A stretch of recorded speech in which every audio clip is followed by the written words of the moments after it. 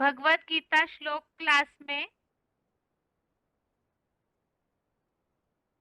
आज का श्लोक है 9वें अध्याय का 32 और 33वां श्लोक।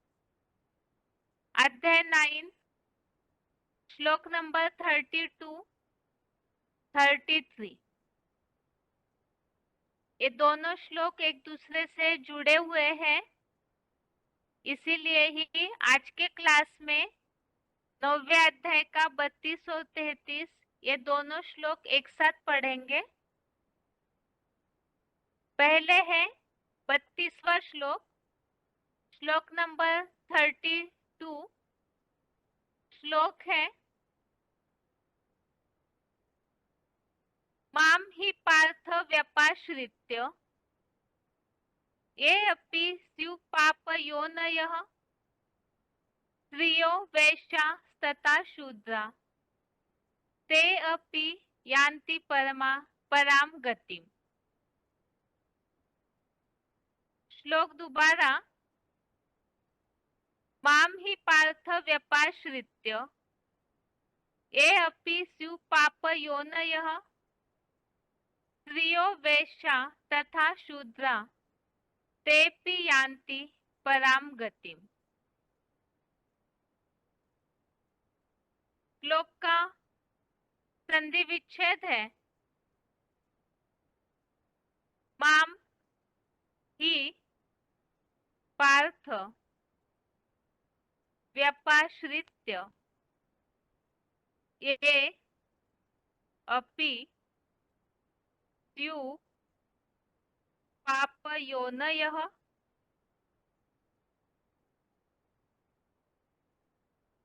स्त्रियः वैश्याः तथा शूद्राः ते अपि यान्ति परां गतिम्। संधि विच्छेद दोबारा। माम ही पार्थ व्यपाश्रित्य ये अपि स्युः पापयोनयः स्त्रियः वैश्याः तथा शूद्राः ते अपि यान्ति परां गतिम्। शब्दों के अर्थ है ही अर्थात क्योंकि, पार्थ अर्थात हे पृथ्वीपति,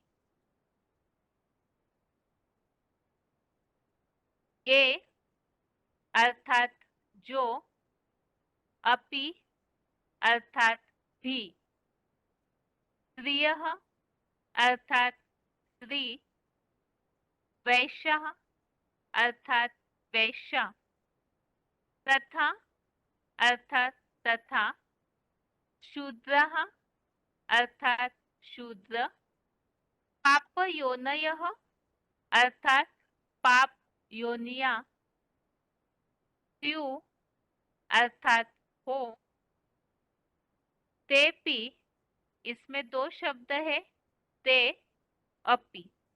ते अर्थात वे, अपि अर्थात भी, माम अर्थात मेरा, व्यपाश्रित्य अर्थात आश्रय लेकर, पराम गतिम अर्थात परम गति को, यान्ति अर्थात पाते हैं। शब्दों के अर्थ दोबारा। ही अर्थात क्योंकि, पार्थ अर्थात हे पृथ्वीपति, ये अर्थात जो, अपि अर्थात भी, स्त्रियः अर्थात स्त्री, वैश्याः अर्थात वैश्या, तथा अर्थात तथा, शूद्रः अर्थात शूद्र, पापयोनयः अर्थात पाप योनिया, स्यु अर्थात हो, तेपि इसमें दो शब्द है, ते अपि, ते अर्थात वे, अपि अर्थात भी, माम अर्थात मेरा, व्यपाश्रित्य अर्थात आश्रय लेकर, पराम गतिम अर्थात परम गति को, यान्ति अर्थात पाते हैं। श्लोक का अर्थ है, क्योंकि हे पृथ्वीपति, जो भी स्त्री, वैश्या तथा शूद्र पाप योनिया हो, वे भी मेरा आश्रय लेकर परम गति को पाते हैं। तो यहाँ जैसे कि हम भगवान के भक्तों के बारे में अलग अलग बातें समझे हैं, कि जैसे जो भी भावना पूर्वक भगवान की भक्ति करते हैं, तो भगवान उनकी भक्ति को स्वीकार करते हैं और परिणाम स्वरूप बंधनों से मुक्त हो जाते हैं, राजाई भाव को पाते हैं। तो भगवान के प्रति तो कोई भी पक्षपात वाला नहीं, सबके प्रति आत्मभाव है, चाहे अच्छा या बुरा हो। जो भी भगवान की भक्ति करते हैं तो भगवान उनके साथ है। इसी के लिए उदाहरण हमने समझा था, अजामिल जैसा कितना भी दुराचारी पापी हो, अगर अव्यभिचारी भाव से वो भगवान को याद करता है तो वो सत्पुरुष माना जाएगा और ऐसा दृढ़ निश्चयी जल्दी ही धर्मात्मा बन जाता है। और विशेषता कि भगवान का जो भक्त है वो नष्ट नहीं होता, धर्म भ्रष्ट नहीं होता। तो इसीलिए ही आज के श्लोक में ऐसे जो लोग हैं उनके बारे में और एक बात बताई, कि जो पाप योनिया है, अजामिल जैसे पापी की तरह ही जो पाप योनिया मानी जाती है, तो वो भी भगवान का आश्रय लेकर परम गति को पाते हैं। तो उसमें बताया जैसे स्त्रियों को भी पाप योनि बताया, वेश्याओं को और शूद्र जो बिल्कुल ऐसे शूद्रपने में जन्म लेते हैं, तो उनका वो जन्म भी पाप योनि के रूप में माना गया है। लेकिन ऐसे जो भी है वो भगवान का आश्रय लेकर परम गति की प्राप्ति करते हैं। तो वो किस तरह से परम गति की प्राप्ति करते हैं और पाप योनियों में क्यों जाते हैं, उसके बारे में क्लैरिफिकेशन वाले अर्थ में समझाने दी हुई है। क्लैरिफिकेशन सहित अर्थ है, क्योंकि हे पृथ्वीपति, इस दुखी दुनिया में जो भी पूर्व जन्म कृतानुसार स्त्री, वैश्या तथा शूद्र जैसी पाप योनियां भी हो, वे भी पूर्व जन्मकृत कोई श्रेष्ठ कर्मों से मेरा आश्रय लेकर इसी जन्म में विष्णु रूप वैकुंठ की परम गति को पाते हैं। तो यहाँ बताया जो ऐसे पाप योनि में जाते हैं, स्त्री हो चाहे वैश्या है या शूद्र हो, तो शूद्र जातियों में जो जन्म लेने वाले हैं, तो ऐसे जो भी पाप योनियां मानी गई है, क्योंकि उन्हें बहुत दुख भोगना पड़ता है उस योनि में। तो इसीलिए बताया अपने पूर्व जन्मों के कर्मों के कारण ही वो ऐसे जन्म उन्हें मिलता है।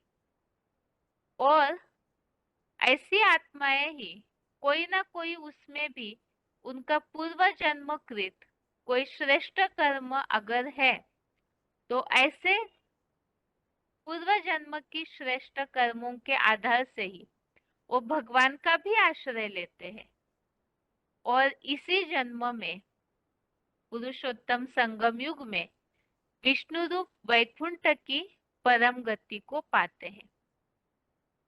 तो भगवान जब इस समय पुरुषोत्तम संगम युग में सबको सुख शांति का, स्वर्ग का, राजाई भाव का वर्षा देते हैं, तो जो भगवान का आश्रय लेते हैं, तो चाहे कैसे भी हो आत्माएं, अजामिल जैसे दुराचारी हो, चाहे ऐसी पाप योनियां हो, वो भी भगवान का आश्रय लेकर परम गति पाते हैं। तो परम गति पाने के लिए एक तो बताया भगवान का आश्रय लेना, और इसके अलावा और क्या करना है इसके बारे में आगे के 33 नंबर श्लोक में बताया हुआ है। और साथ में ही जैसे स्त्रियां है, वेश्याएं है, शूद्र है, ये तो पाप योनियां है, अजामिल जैसे पापी है, तो वो भी भगवान का आश्रय लेकर परम गति को पाते हैं। तो फिर इसके अलावा कलयुगी संसार में सत्यवादी जो होते हैं, या तो भगवान के प्रति जो भक्ति भावना वाले होते हैं, तो उनकी प्राप्ति के बारे में भी 33वें श्लोक में बताया है। तो 9वें अध्याय का 33 श्लोक नंबर 33 है। किम पुनः ब्राह्मणा पुण्या भक्ता राजर्षयस्तथा अनित्यम सुखम लोकम इमं प्राप्य भजस्व माम। श्लोक नंबर 33 दोबारा। किम पुनः ब्राह्मणा पुण्या भक्ता राजर्षयस्तथा अनित्यम सुखम लोकम इमं प्राप्य भजस्व माम।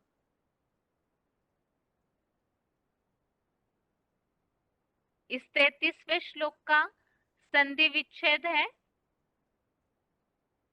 किम पुनः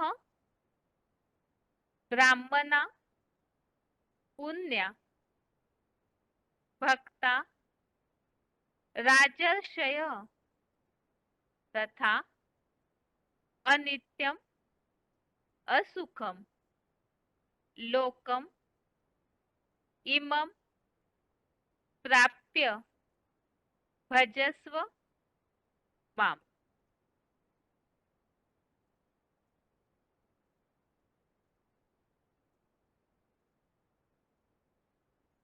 श्लोक का संधि विच्छेद दोबारा। किम पुनः ब्राह्मणा पुण्या भक्ता राजर्षय तथा अनित्यम असुखम लोकम इमं प्राप्य भजस्व माम। शब्दों के अर्थ है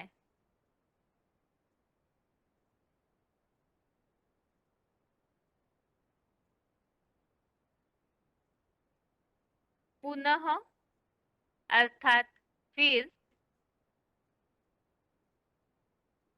पुण्या अर्थात पुण्यशील, ब्राह्मणः अर्थात ब्राह्मण देवों का, तथा अर्थात तथा, भक्ता अर्थात भक्त, राजर्षय अर्थात राजर्षियों का।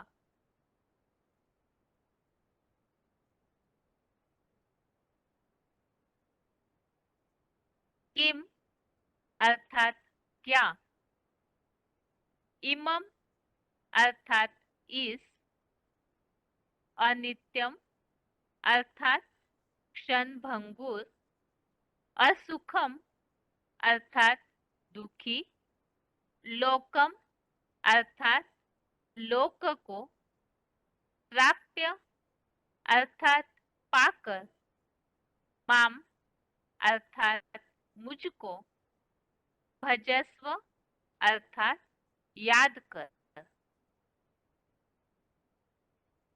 शब्दों के अर्थ दोबारा। पुनः अर्थात फिर, पुण्य अर्थात पुण्यशील, ब्राह्मणः अर्थात ब्राह्मण देवों का, तथा अर्थात तथा, भक्ता अर्थात भक्त, राजर्षयः अर्थात राजर्षियों का, किम अर्थात क्या, इमम अर्थात इस, अनित्यम अर्थात क्षणभंगुर, असुखम अर्थात दुखी, लोकम अर्थात लोक को, प्राप्य अर्थात पाकर, माम अर्थात मुझको, भजस्व अर्थात याद कर।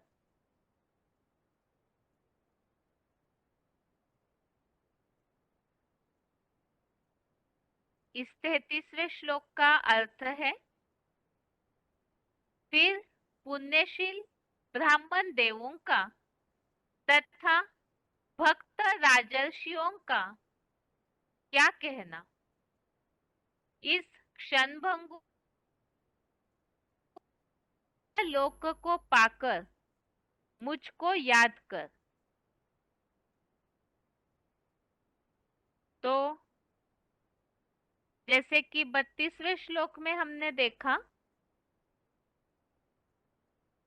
जो भी स्त्री, वेश्या तथा शूद्र जैसी पाप योनियां भी भगवान का आश्रय लेकर परम गति को पाते हैं, तो फिर जो पुण्यशील ब्राह्मण है कलयुगांत में भी, जो या तो पुरुषोत्तम संगम युग में जो ब्राह्मण बनते हैं, ऐसे ब्राह्मण सो देवता बनने वाले, उनका या तो फिर जो भक्त है भगवान के, कलयुग में जब नास्तिकता फैल जाती है, ऐसे समय भी जो भगवान के प्रति भावना रखने वाले भक्त और राज ऋषि अर्थात जो तपस्या करने वाले हैं, तो उनका क्या कहना, अर्थात जब पाप योनियों में जो पूर्व जन्मों के कर्मों अनुसार पाप योनियों में जन्म लिए, ऐसी आत्माएं भी जब परम गति पा सकती है भगवान के सहारे से, तो फिर जो पुण्यशील है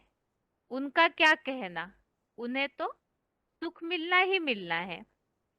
इसीलिए ऐसी प्राप्ति ऊंचते ऊंच करने के लिए उपाय बताया है, इस क्षणभंगुर दुखी लोक को पाकर मुझको याद कर। तो इसी संबंधित क्लैरिफिकेशन वाले अर्थ में याद करना है भगवान को, अर्थात कैसे और किसे, वो बताया हुआ है। तो 33वें श्लोक का क्लैरिफिकेशन सहित अर्थ है, फिर पुण्यशील सूर्यवंशी ब्राह्मण देवों का तथा भक्त प्रवर क्षत्रिय जनों अथवा राजर्षियों का क्या कहना, इसीलिए इस क्षणभंगुर और दुखी नारकीय राक्षसी हिंसक लोक को पाकर मुझ एकमात्र सदा सुखदाई अव्यक्त मूर्ति शिव बाबा को याद कर। तो इस तरह से इस श्लोक में ये बात बताई है कि जो ब्राह्मण है, भगवान के भक्त या राजर्षि है, तो उनका क्या कहना, अर्थात उन्हें तो परम गति प्राप्त होनी ही होनी है, लेकिन उसके लिए भगवान ने अर्जुन को ये बात समझाई, जिस समय युद्ध भूमि में कलयुगांत में ही ये धर्म युद्ध कर्म युद्ध करते हैं नंबरवार पुरुषार्थी अर्जुन, तो ऐसे समय में इस दुखी लोक में क्षणभंगुर अर्थात बहुत ही कम सुख मिलता है और दुखी दुख जहाँ भरा हुआ है, ऐसे नारकीय राक्षसी हिंसक लोगों को पाकर, ऐसे इस कलयुगी दुनिया में जहाँ दुख ही दुख भरा हुआ है, सुख नाम मात्र है, तो ऐसे समय में भगवान को एकमात्र सुखदाई, सदा सुखदाई अव्यक्त मूर्ति शिव बाबा को याद कर। तो अर्जुन को भगवान ने ये बात बताई, प्राप्ति तो होगी ही होगी, लेकिन उसका उपाय है एक अव्यक्त मूर्ति शिव बाबा को याद कर। ये आज के दो श्लोकों का अर्थ है कि पाप योनियां भी परम गति को पाती है, तो फिर भगवान के भक्त और ब्राह्मणों का तो क्या कहना। और इसीलिए ही इस नारकीय दुनिया में शिव बाबा को याद कर। इस श्लोक का अर्थ है, उच्चारण सुनते हैं, उसके बाद पॉइंट्स।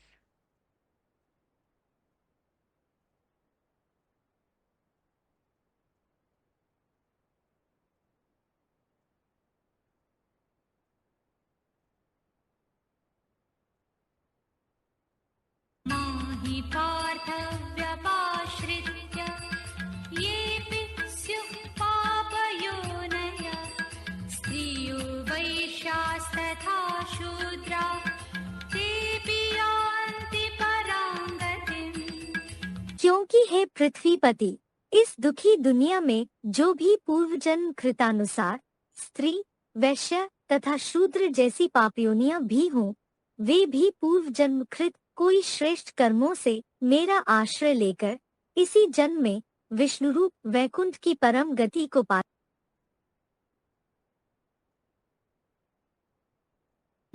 हि पार्थ व्यपाश्रित्य येऽपि स्युः पापयोनयः स्त्रियो वैश्यास्तथा शूद्रा तेऽपि यान्ति परां गतिम्। क्योंकि हे पृथ्वीपति, इस दुखी दुनिया में जो भी पूर्व जन्म कृतानुसार स्त्री, वैश्य तथा शूद्र जैसी पापयोनियां भी हों, वे भी पूर्व जन्म कृत कोई श्रेष्ठ कर्मों से मेरा आश्रय लेकर इसी जन्म में विष्णुरूप वैकुंठ की परम गति को पा।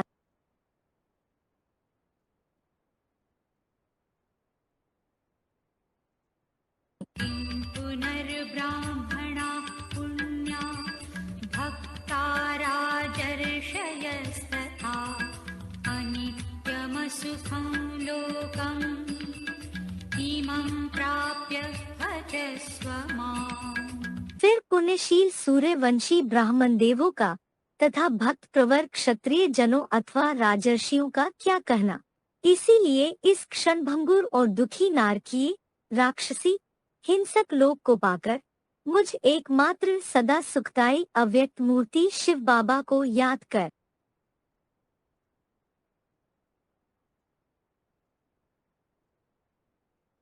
आगे है,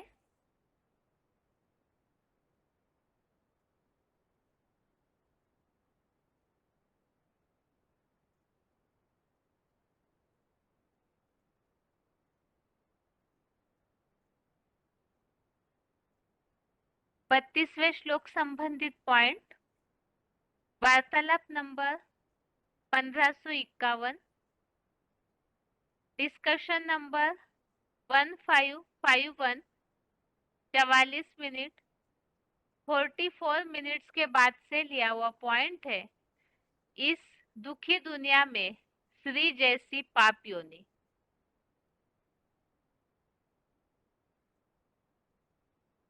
भाई मायने पात्र व्यपाश्रित्य तेभिः स्युः पापयोनयः स्त्रियो वैश्यस्तथा शूद्रः तेभिः यान्ति परां गतिम्। हाँ, इनको इनको इनको कलयुग में नीच योनियां है। स्त्रियों को क्यों बाबा वैश्य? ये द्वापर कलयुग की बात बताई, सतयुग त्रेता की नहीं। सतयुग त्रेता में तो ऊंच योनि होती है, स्त्रियों को भी उनमें गिन लिया। द्वापर कलयुग में अगला पॉइंट है, VCD number 778, VCD number 778, 48 minute 48 minutes के बाद से लिया हुआ पॉइंट है। इस दुखी दुनिया में जो भी वैश्या तथा शूद्र जैसी पाप योनियां भी हो, वे भी मेरा आश्रय लेकर परम गति को पाते हैं।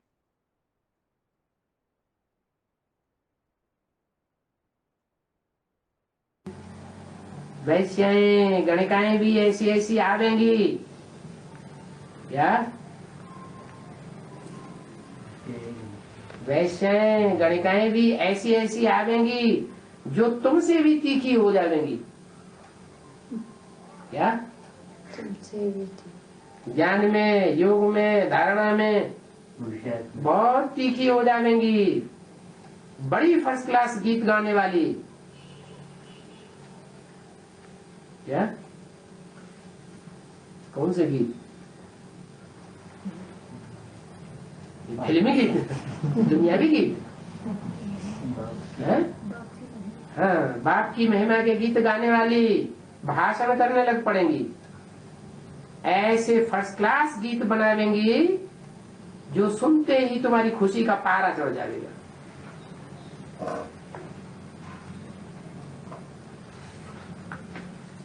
हद में हुआ कि नहीं हुआ है? बेसिक में हुआ कि नहीं हुआ? अभी बेसिक में तो हुआ। अभी हद के गीत गाने वाली निकलेंगी या बेहद के गीत गाने वाली? 30 जनवरी सन 68 की वाणी का चौथा पेज। तो ऐसे ऐसे गिरे हुओं को तुम समझाओ, उठाओ, तो तुम्हारा नाम भी बहुत ऊंचा हो जाएगा। कहेंगे ये तो वैश्याओं को भी इतना ऊंचा बनाए देते हैं। खुद ही कहेंगे हम तो शूद्राणी थी। शूद्राणी माने है? शूद्राणी माने विचारणीय शूद्र। शूद्राणी में किसका नाम प्रसिद्ध है शास्त्रों में? अरे भिलेनी का नाम प्रसिद्ध है ना।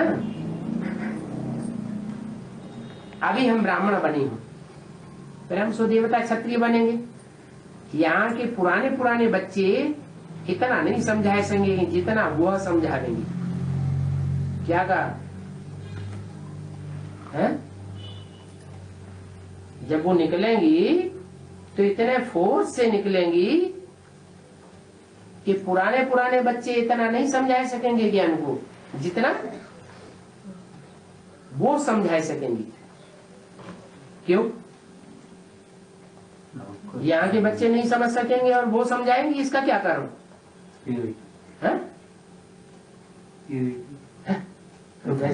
प्योरिटी कहाँ से आ गई है? बाप का पहचान नहीं, बाप की पहचान तो हमको तो होती है, उनको भी होगी। बाप का निश्चय नहीं, जो अनुभव है, जो अनुभवी बन जाता है वो फिर वो कभी भी धोखा नहीं खाता है। तो तुम बच्चे भी इतना नहीं समझा सकेंगे जितना वो समझा सकेंगे। बाबा हर एक की चरण से समझ तो सकते हैं ना। कुछ उन्नति को पावेंगे व नहीं पावेंगे खुद भी समझ सकते हैं। हम इससे जास्ती चढ़ नहीं सकेंगे, पिछाड़ी में आने वाले इनसे जास्ती चढ़ जाएंगे।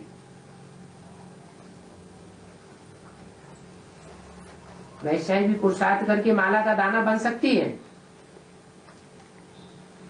क्या? क्योंकि बहुत दुखी हैं, वो जोर से पुरुषार्थ करने लग पड़ेंगी।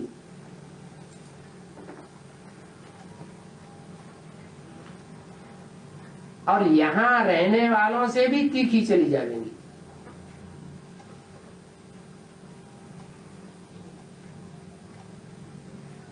आगे चलकर तुम ये सब देखना। अगला पॉइंट है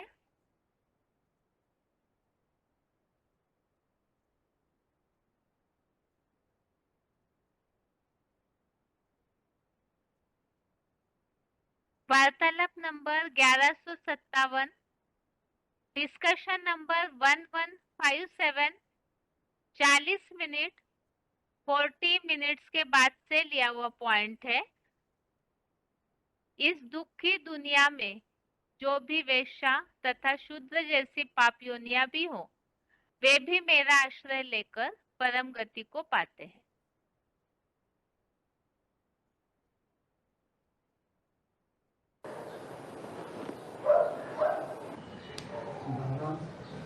में बाबा ने बोला है कि वैसे भी माला के गाना बने।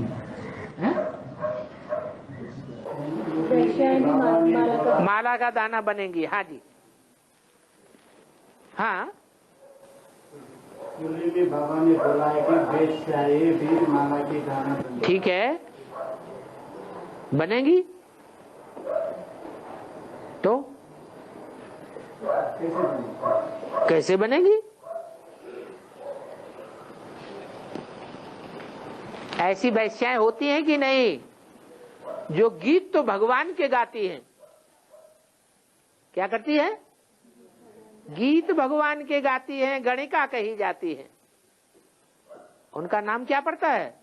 गणिका, माने गीत तो गाती हैं परंतु खुद भगवान को नहीं पकड़ती। दुनियावी मनुष्यों को पकड़ के बैठ जाती है या भगवान को पकड़ के बैठती है?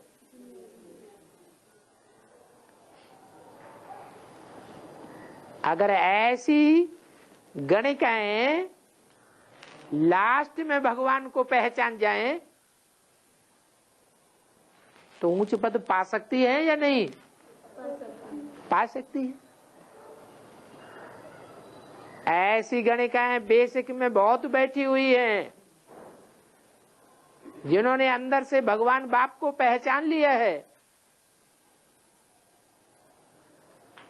एडवांस का ज्ञान भी मिक्स करके सुनाती हैं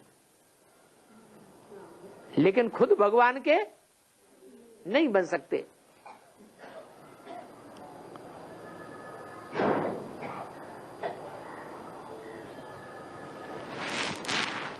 ऐसा भी टाइम आवेगा जो अव्यक्त वाणी में बोला हुआ है कि दोबारा समर्पण समारोह भी होगा।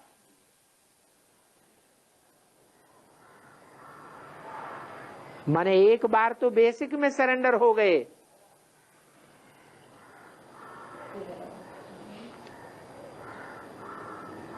लेकिन दूसरा भी समर्पण समारोह होगा। कहां सरेंडर होंगे? एडवांस में सरेंडर होना पड़ेगा। जो मुरली में बोला, सब सेंटरों पे लिखना पड़ेगा आध्यात्मिक ईश्वरीय विश्वविद्यालय।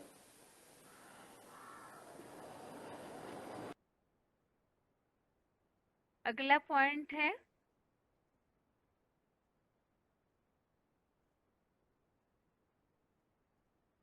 वार्तालाप नंबर 1835, डिस्कशन नंबर 1835, 1 घंटा 5 मिनट 1 आवर 5 मिनट्स के बाद से लिया हुआ पॉइंट है। पूर्व जन्म कृतानुसार वेश्या जैसी पाप योनि भी मेरा आश्रय लेकर परम गति को पाती है।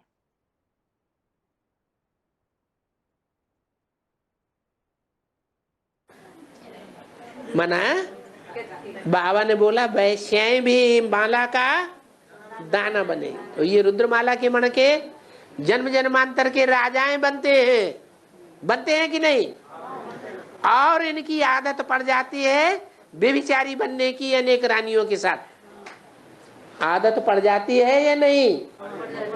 बहुत आदत खराब हो जाती है बेविचारी बनने की। वो बेविचारी पने के संस्कार अगले जन्म में जब राजाएं स्त्री बनते हैं तो उन्हें स्त्रियों में बेविचारी पने के संस्कार आएंगे या नहीं? तो वैश्या बनेंगे या नहीं? हाँ, सब एक जैसे नहीं है। नंबर 12, इसलिए बोला कि केतकी भी नाम दिया खास। पता नहीं किनको किनको तका है उन्होंने। किन के ऊपर दृष्टि डाली है। ये भी मेरी, वो भी मेरी, वो भी मेरी, जिसको देखा वही मेरी। क्या मेरी? घर वाली। ये तो 32वें श्लोक संबंधित पॉइंट हुए। अभी आगे है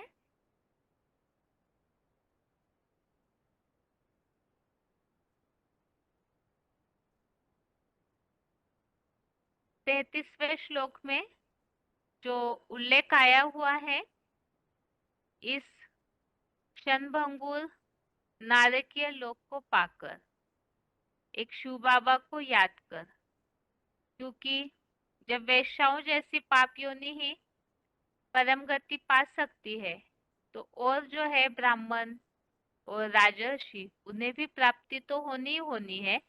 तो इसीलिए ही सबसे पहले क्षणभंगुर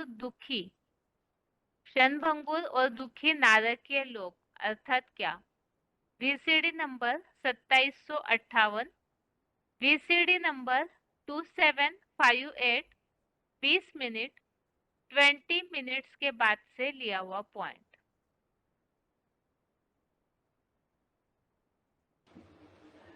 अभी तो बहुत दुख है। अभी तो देखो खाने के लिए भी नहीं मिलता है।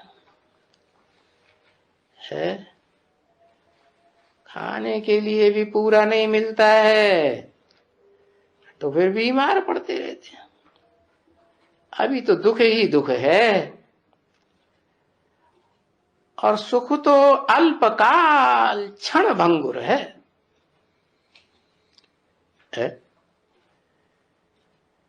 जैसे साधु लोग कहते हैं ना, अरे इस दुनिया में तो काग विष्ठा समान सुख है। क्यों कहते हैं? क्योंकि वो तो आते ही तब हैं द्वापर के अंत में, है जब कलयुग पापी युग शुरू होने वाला होता है। तो फिर दुख की दुनिया होगी, है क्षणभंगुर सुख की दुनिया होगी, या लंबे समय का सुख होगा? है हाँ, क्षणभंगुर सुख होता है। इंद्रियों से जो भी सुख लेते हैं वो क्षणभंगुर सुख। जिस इंद्रिय के सुख को समझते हैं बहुत बड़ा, बहुत ऊंचा सुख ले लिया, वो भी क्षणभंगुर सुख देती है, थोड़े समय सुख देती है, और बाकी सारा लंबा टाइम दुख ही दुख। आगे है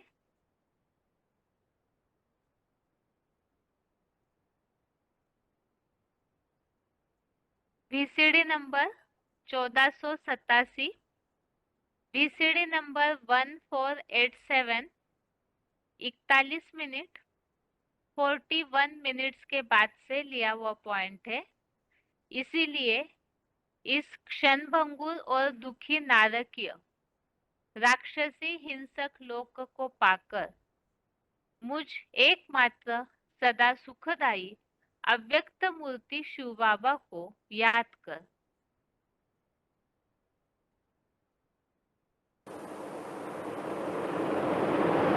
अभी बाप तुमको कहते हैं याद करो, तो इस दुख रूपी दुनिया से छूट जाएंगे। अपने पाप कर्म विनाश करने के लिए याद में रहना है।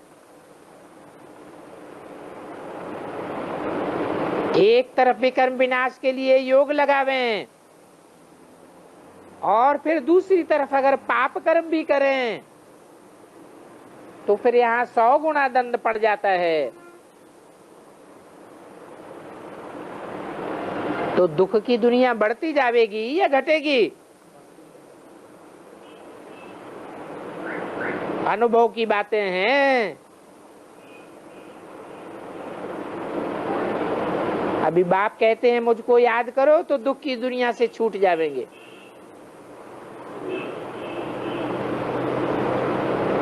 ये सारी दुनिया कांटे हैं।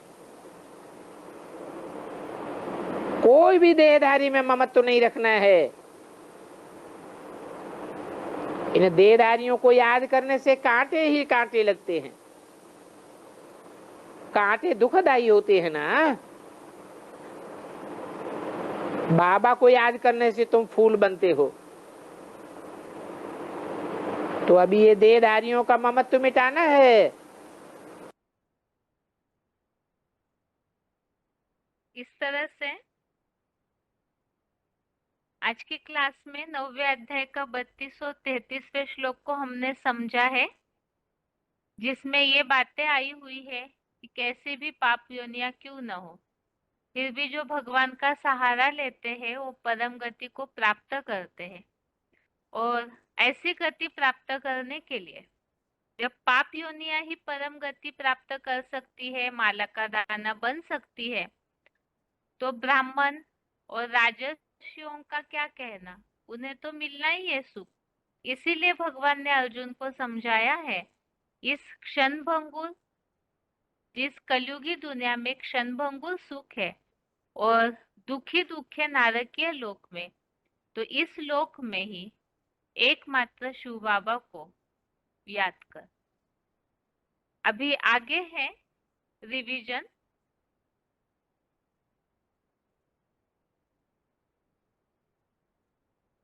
रिवीजन के लिए श्लोक नंबर है दूसरे अध्याय का 54 और 55 नंबर श्लोक, अध्याय 2 का श्लोक नंबर 54, 55 और 9वें अध्याय का 32 और 33वां श्लोक, अध्याय 9 का श्लोक नंबर 32, 33।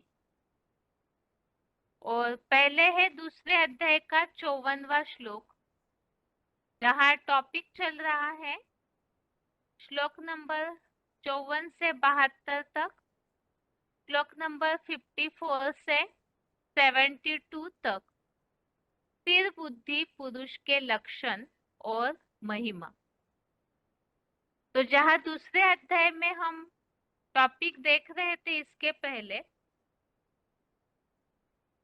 अनेक शाखाओं की मतें अनेक है, इसीलिए ही भगवान ने अर्जुन को ये बात समझाई कि वेदवाद विवाद में लिप्त होने सिवाय दूसरा मार्ग नहीं।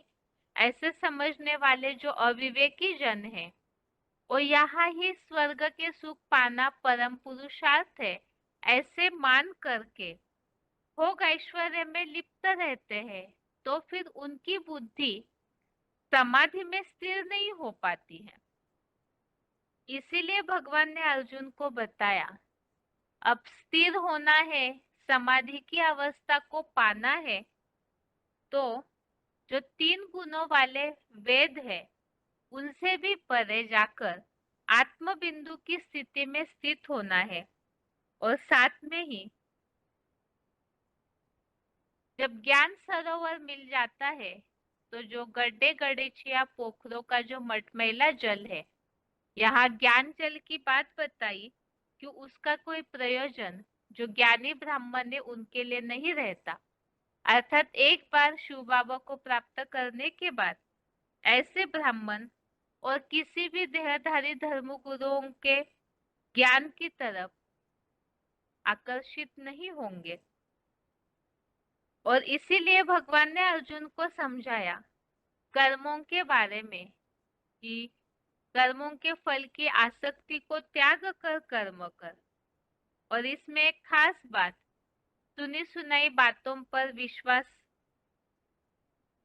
करने से भारतवासियों की दुर्गति पाई है।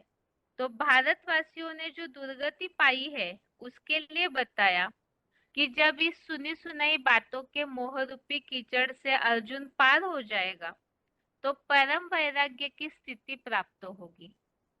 और ये सुनी सुनाई बातों के लिए और एक बात बताई 53 नंबर श्लोक में, ये जो नाना प्रकार की वैरायटी प्रकार की श्रुतियां है, अर्थात जो शास्त्रों में अनेकों प्रकार की बातें बताई हुई है, उस कारण से बुद्धि भ्रमित हुई है।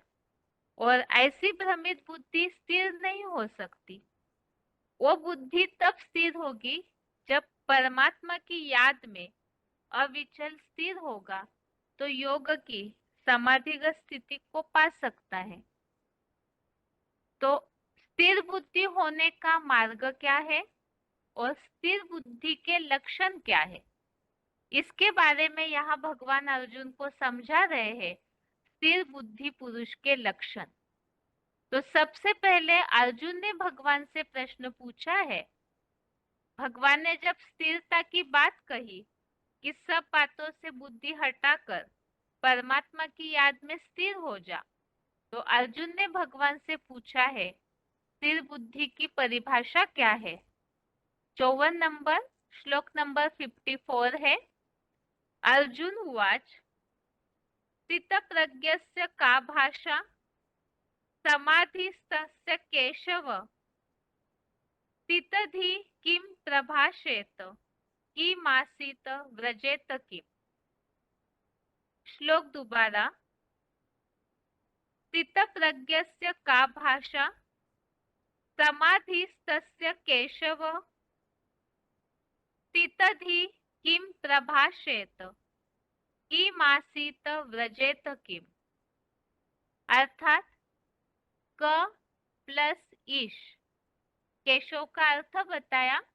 क यह संधि विच्छेद है, क प्लस ईश अर्थात केशव अर्थात हे ब्रह्मा रूपी बेसमझ बैल के ईश्वर, बेहद नेपाल के चेतन पशुपति नाथ, स्थिर बुद्धि की अर्थात सम प्लस अधि प्लस तस्य अर्थात समाधिस्तस्य निरंतर आत्मस्टार की पूरी गहराई में स्थिर की क्या परिभाषा है। स्थिर बुद्धि आहार विहार रहन सहन आदि में कैसे बोलता है, कैसे बैठता है और कैसे चलता है, स्थिर बुद्धि की सारी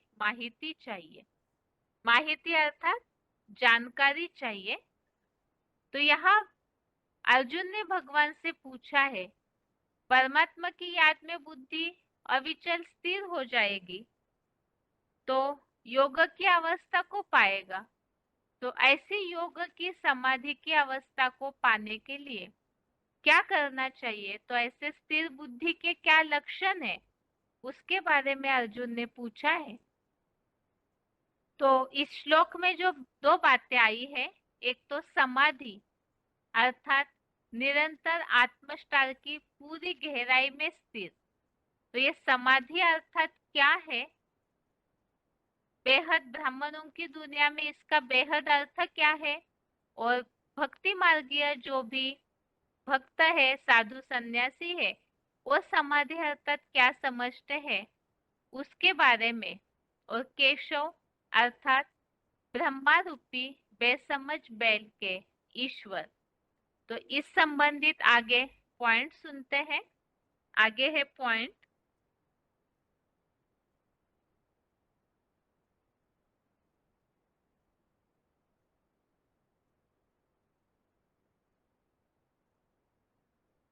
वार्तालाप number 1679, discussion number 1679, 18 minute 18 minutes के बाद से लिया हुआ पॉइंट है। केशव अर्थात ब्रह्मा रूपी बेसमझ बैल के ईश्वर।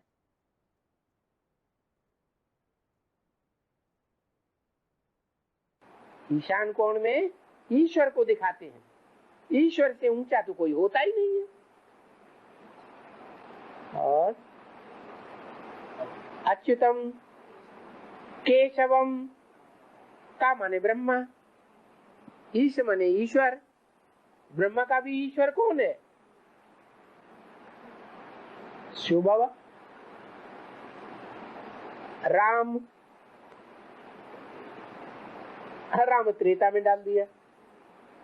त्रेता के राम की बात है कि वही त्रेता वाला राम संगम युग में मुकर्रर रथ के रूप में पार्ट बजाता है, उसकी बात है। किसकी बात है? अरे बोलते जाओ तो समझ में आए। इनकी बात समझी? इनका कहना ये है कि जो श्लोक आया अच्युतम केशवम राम नारायणम, ये सारे नाम मिलाकर के एक जगह क्यों कर दिए? क्योंकि सारे ही नाम उनके काम के आधार पर एक पार्टधारी के ऊपर ही लागू होते हैं। जैसे अच्युतम, केशवम, ब्रह्मा का भी ईश्वर, तो ब्रह्मा का भी ईश्वर कौन है? देवदेव महादेव। राम, त्रेता का राम या संगम युग में राम? संगम युग में राम भी वही है। नारायण, नारायण सतयुग का है या संगम युग का है? संगम युग का नारायण है, तो वो भी वही हुआ। अगला पॉइंट है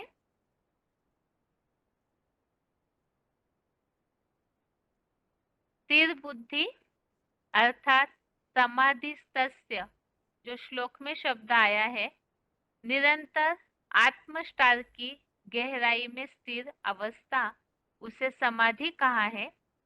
वार्तालाप नंबर 737, डिस्कशन नंबर 737, 7 मिनट्स के बाद से लिया हुआ पॉइंट।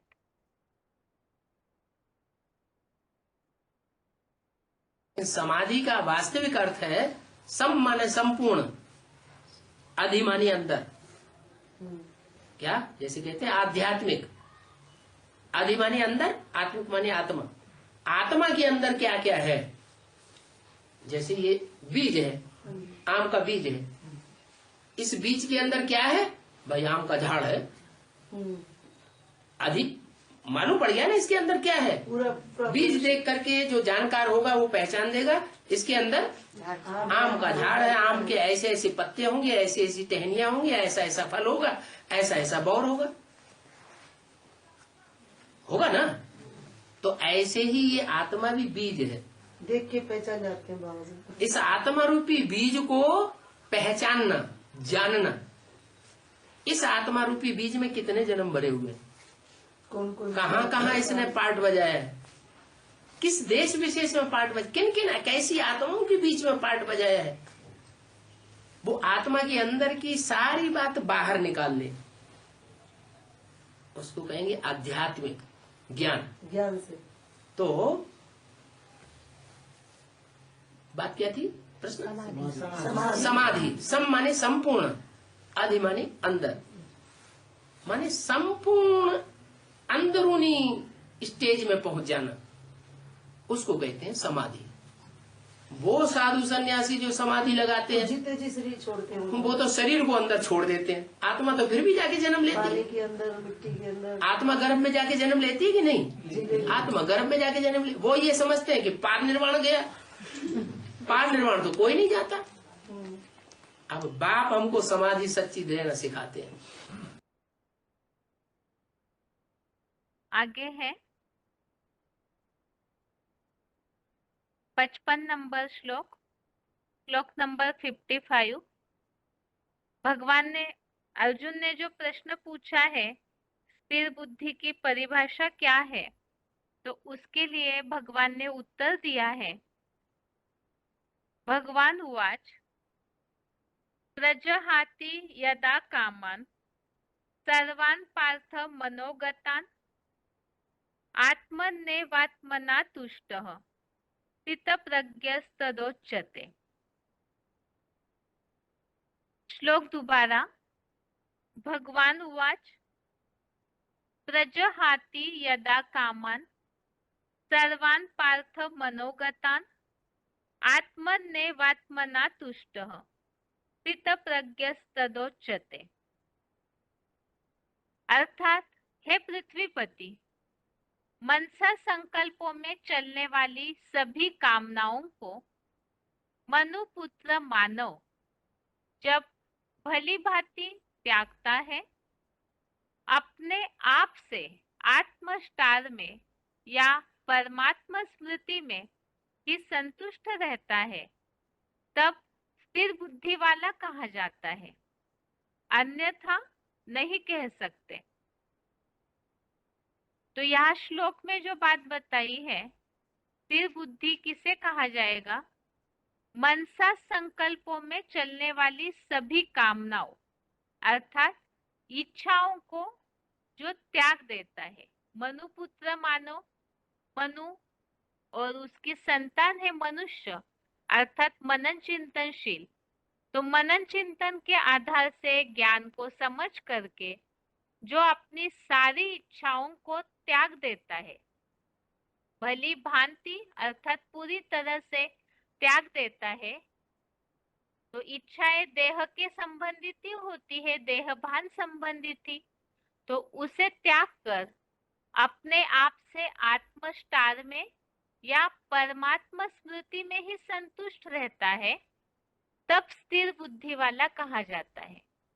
अर्थात देह के प्रति कहीं भी मन चलायमान न हो, केवल आत्मिक स्थिति और परमात्मा याद, इसी में संतुष्ट रहने वाला ही स्थिर बुद्धि है।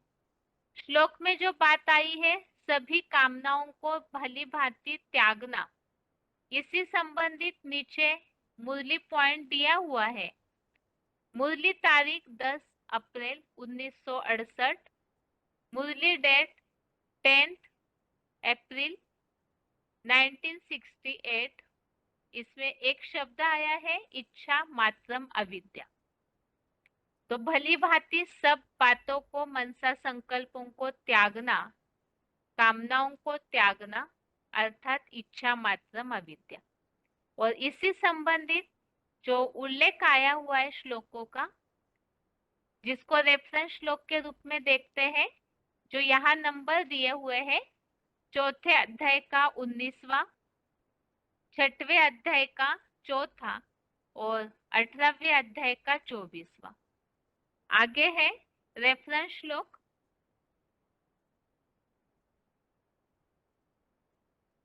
अध्याय 4 का श्लोक नंबर 19 है, जिसमें ये बात बताई है, जिस व्यक्ति के लौकिक अलौकिक सब कार्य हिंसा युक्त काम विकार के संकल्प से रहित है, तो मन में चलने वाली सभी कामनाओं को जो भली भांति त्यागता है।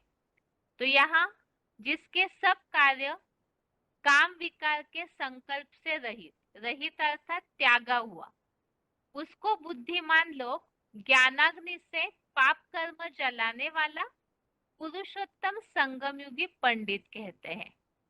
तो जो स्थिर बुद्धि होगा तो वो जरूर सब कामनाओं को त्यागने वाला, तो उन्हें यहाँ पंडित कहा है।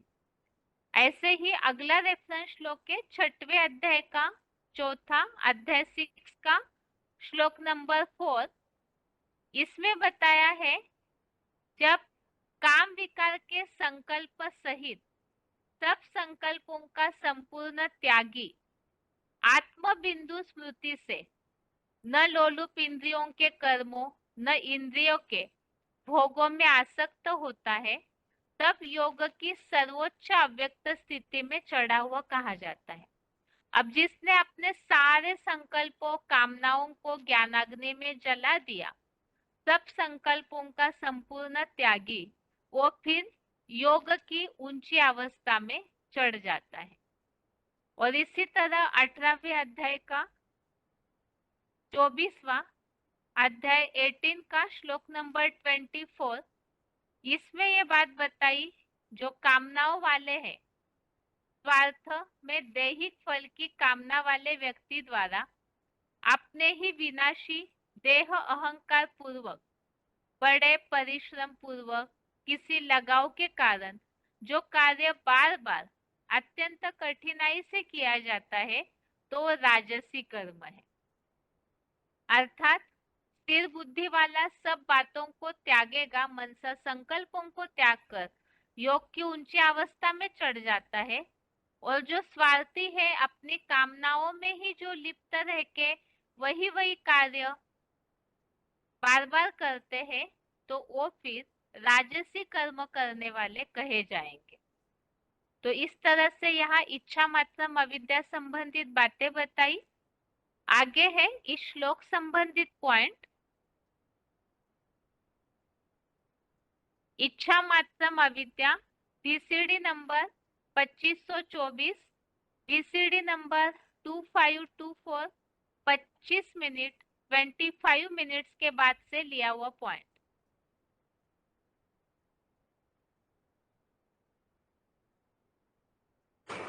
उस भक्ति मार्ग में ऐसा हो सकता है क्या कि कोई मनुष्य को देवता बनाए?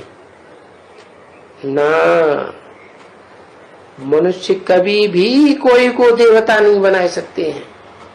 क्यों नहीं बना सकते? है?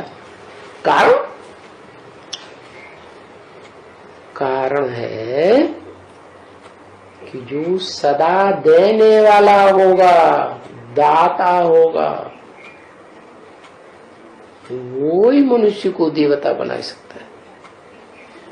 क्या? जो खुद लेने की इच्छा करता है वो दूसरों को देवता नहीं बना सकता। इसलिए बाबा समझाते हैं इच्छा मात्रम अविद्या। ऐसी स्टेज पर पहुंचना है। कैसी स्टेज? मेरा तो एक शिव बाबा, दूसरा न कोई, बस। अगला पॉइंट है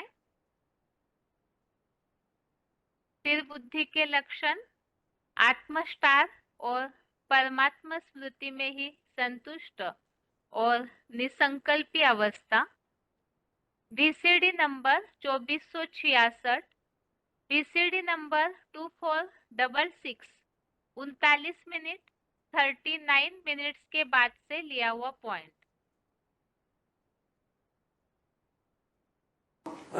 जब निराकारी स्टेज बन जाती है, आत्मिक स्टेज बन जाती है, आत्मा निराकार है ना, ज्योति बिंदु है, इतना सूक्ष्म ज्योति बिंदु कि उसकी लंबाई चौड़ाई माप तो है ही नहीं, तो वो निराकार बनी हुई आत्मा स्थिर बुद्धि हो जाती है। निराकारी स्टेज में आत्मिक स्मृति में टिक जाती है।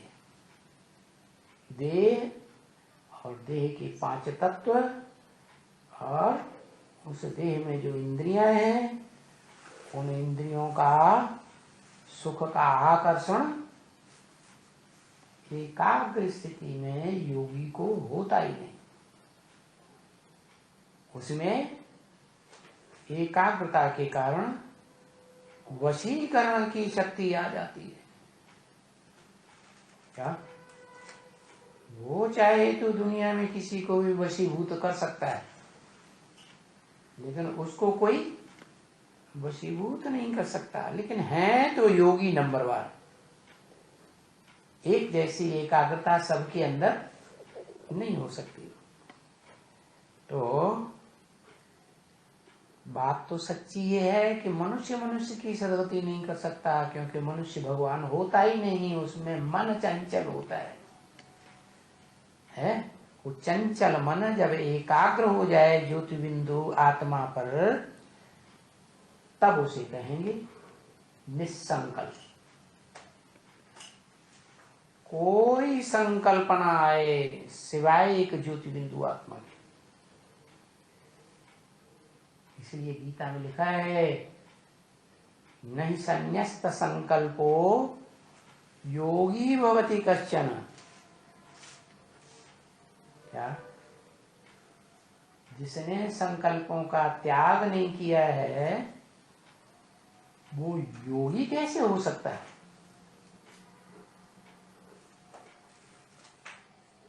क्या कहा? संकल्प विकल्प जब तक बुद्धि में चलते हैं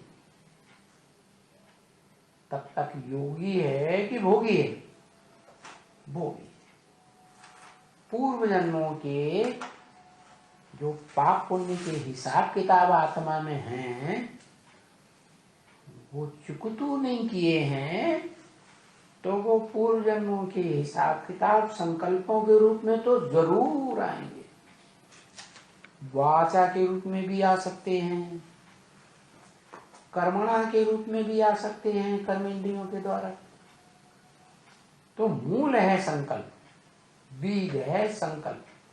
संकल्प मात्र ही खत्म हो जाए, क्या कोई संकल्प ना आए, ऐसी निरंतर स्टेज बन जाए तो कहेंगे योगी। तो ऐसा योगी, उसको फिर मनुष्य नहीं कहेंगे, क्योंकि मन चलाए मन है ही नहीं। जिनको मन होता है उनको मनुष्य कहा जाता है। मन मनु की औलाद, जिस मनु ने बहुत मनन चिंतन मंथन किया, तो औलाद भी वैसी ही होगी। अभी आगे है आज का श्लोक।